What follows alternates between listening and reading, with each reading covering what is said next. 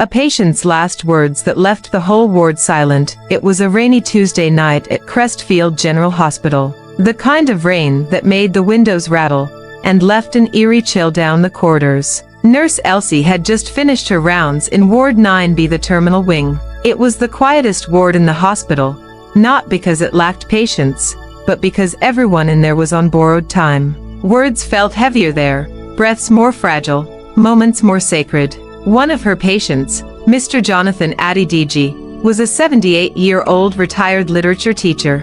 He had late-stage cancer and had refused further treatment weeks ago. Everyone called him Professor, not just out of respect, but because of the way he carried himself, with calm, deep wisdom. But something about him had changed in the last 48 hours. He barely spoke, barely ate, just stared out the window, mumbling things under his breath, unreadable, fragmented things. That night, Nurse Elsie entered his room for what she thought would be another quiet visit. But as soon as she stepped in, she felt it. Stillness. Not the peaceful kind, but the kind that held its breath. The kind that warned you something was about to happen. "Prof," she whispered. He didn't answer, but his eyes slowly turned to her, then to the clock on the wall. It was 11:11 p.m. Suddenly, Prof sat up straighter than he had in days. He looked around the room.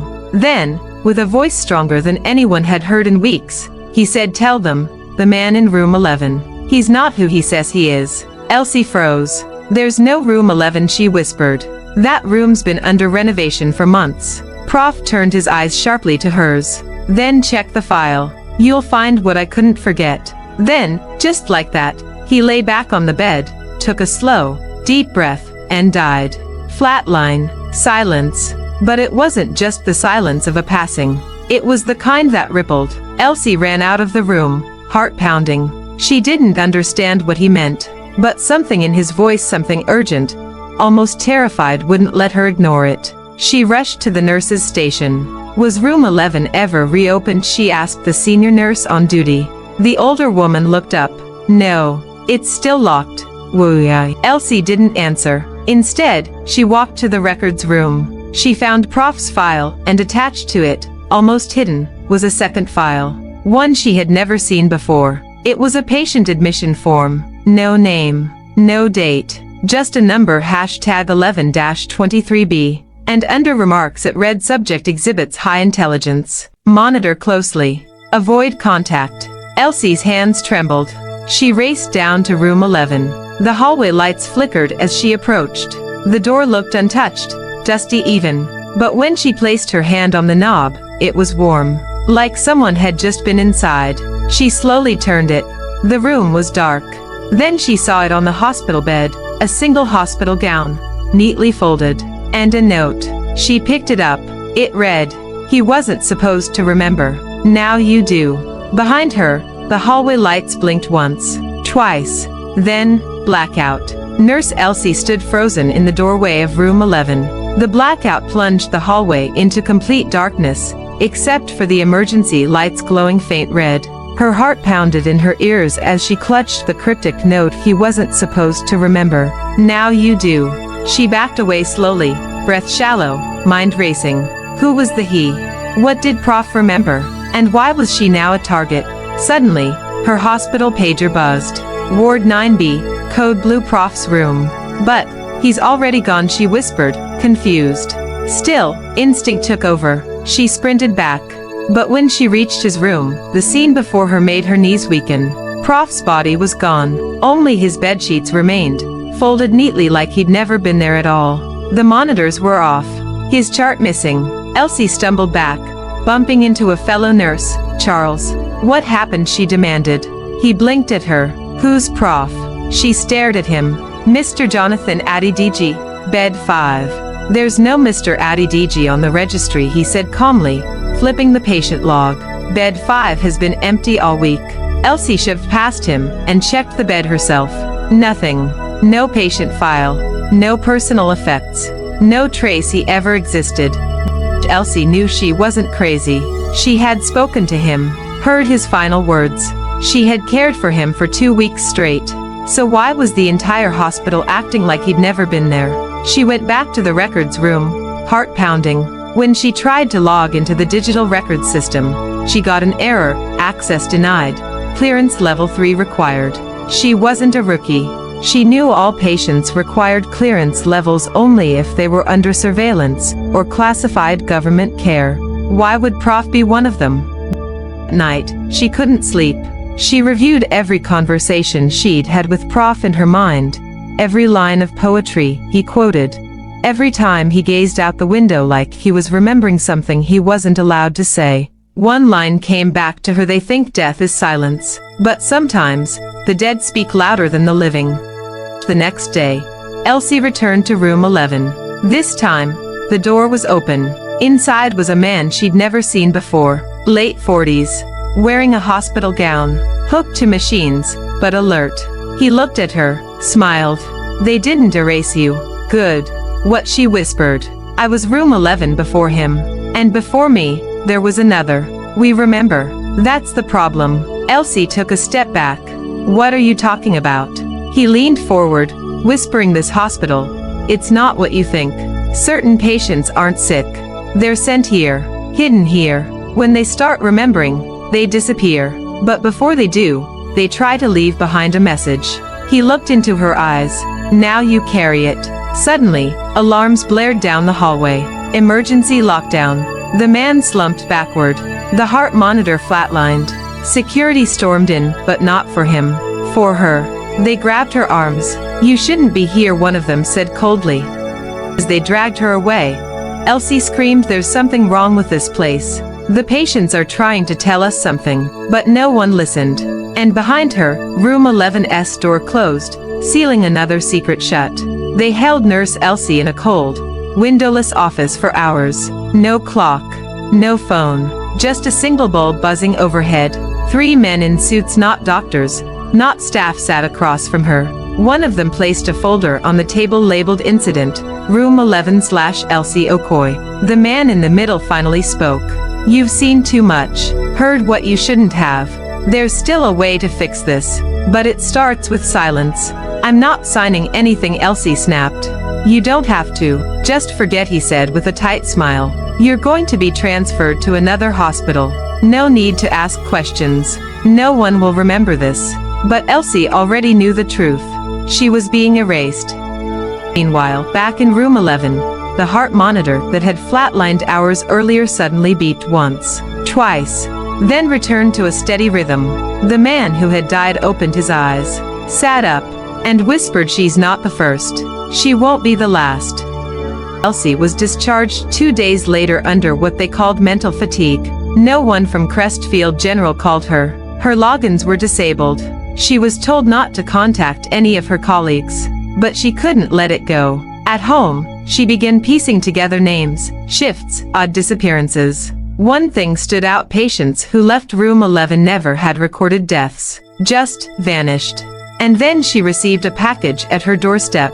No return address. Inside a flash drive. She plugged it into her laptop and opened the only file, a recording. It was audio distorted, but clear enough. A voice, Prof's voice speaking: "If you found this, they didn't succeed. Room 11 is not a room. It's a system built to bury truth. But someone must carry the light. I died, but I didn't disappear. Not really." The story continues. And if you're hearing this, you're part of it now. Elsie, run. Suddenly, her laptop screen turned black. Then one line appeared in red: "We see you." Elsie didn't sleep that night. The words kept echoing in her head. "We see you. Room 11 is a system. Run." She stared at the blank screen of her laptop until sunrise, mind racing with possibilities. Who were they? How long had they been watching? And what did they mean by "the story continues"? There was only one place that might still hold answers: the archive basement at Crestfield General, the place where old records went to die, or more accurately, to be hidden.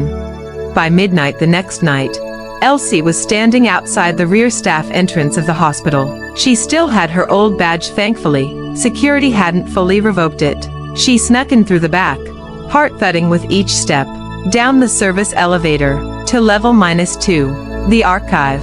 No one went there, not even janitors. The lights buzzed. The air was thick with dust and silence. She walked down row after row of file drawers, then stopped. Her hand hovered over one drawer marked Restricted, 2011 to 2021. Inside, she found a thick red file labeled Patient #11-23B. Her fingers trembled as she opened it. Dozens of photographs, X-rays, psychological reports, unreadable codes, government seals. One black and white photo caught her attention. It was a man strapped to a hospital bed. Underneath it, subject Jonathan Adidiji, case sealed. Memory management required. Professor, her blood went cold. They had tried to erase him from more than just hospital records. They had tried to erase his mind. Then she saw another file. Nurse Elsie, observation log active. It had a timestamp from just 2 hours earlier. Suddenly footsteps. Heavy. Multiple. Coming fast. She grabbed both files and darted into a side corridor. The emergency lights flickered red as she ran. Then a voice crackled from an unseen speaker overhead. Return the files, or we will release room 11. Elsie didn't know what that meant until she heard it. A low, mechanical whirring, followed by breathing. She turned the corner and froze. A tall, pale figure in a hospital gown was standing at the far end of the hallway. Head tilted, unblinking. Something about it didn't feel human. Then it moved. Fast. Elsie ran, barely escaping into the elevator as the figure slammed into the closing doors. She made it out of the hospital and back to her apartment, drenched in sweat, heart hammering in her chest. That night, she laid everything out on the floor, the files, the photos, the voice recordings. And she understood. Room 11 wasn't just a place. It was a program, an experiment. The patients who died weren't dying. They were being used, tested, silenced. And now, they were turning the system on anyone who got too close. Her phone buzzed. A new message. Unknown number. You took the files. They know now. It's too late to run. Attached was a video. Security footage from inside her apartment. It was from 5 minutes ago. She hadn't noticed the figure standing in the corner until now. Elsie didn't scream. She couldn't. She just stared frozen at the shadowy figure captured in the corner of her apartment. The footage was dark, grainy, but there was no mistaking it. It was the same figure from the hospital basement, head tilted, watching. The timestamp was 5 minutes before she walked in. She backed away from her laptop, every nerve in her body screaming. Her breath came out ragged. She reached for her phone, no signal. She pulled the curtains outside. A white van was parked, engine running, no driver in sight. Then her lights flickered. She didn't wait. Grabbing the files, she ran, down the stairwell, out the back entrance, through alleyways, until she reached the only place she could think of, Tun's house. Tund was her closest friend and fellow nurse, one of the few who believed something wasn't right after Prof disappeared. When she burst in, he barely had time to react before she shoved the files in his hands. Read this, she gasped. We were never just treating patients. We were watching them. Room 11, it's a cover for some kind of memory control, or experimentation, or both. Tund flipped through the documents, eyes wide. Then he paused. What is this? It was a handwritten note, different from the rest. If you're reading this, room 11 failed. Tell the world. J. Adidiji. The next few hours were a blur. They scanned and uploaded everything. Every file, every photo, every recording. They scheduled a live stream under a fake identity on a secure server ready to expose the truth. But minutes before going live, Tun's phone rang. Blocked number. He answered on speaker. A chilling voice spoke. You think uploading files changes anything? You're not the first to try, but you will be the last. Then silence. Suddenly, the power cut. A deep hum echoed through the house. Then, footsteps on the roof. They didn't wait. They grabbed the files, stormed out, and ran into the night. Later that morning, with the help of a trusted journalist, the story did go live.